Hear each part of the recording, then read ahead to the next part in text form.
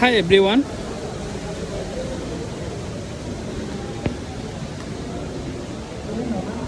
অদৃশ্য একটা বই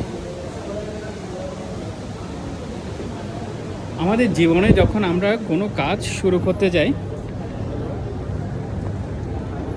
তখনই একটা বই কাজ করে, অদৃশ্য বই। এই অদৃশ্য বইয়ের কারণে আমরা আমাদের কাজটা শুরু করতে পারি না। কেন জানি মনে হয় আমরা হেরে যাব। এই ভয়টা সবসময় আমাদের ভেতরে কাজ করে।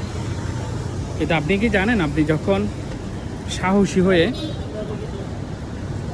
কোনো অদৃশ্য বইকে জয় করে যখন আপনি আপনার যাত্রা শুরু করবেন, তখনই আপনি সফল হবেন। সুতরাং বইকে জয় করতে শিখুন, তাহলে আপনি একদিন সফল হবেন। ইংরেজিতে একটা কথা আছে, সেটা হচ্ছে fear is temporary but action is forever.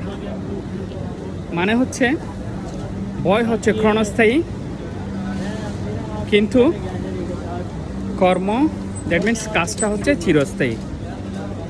Thank you for watching this video. By.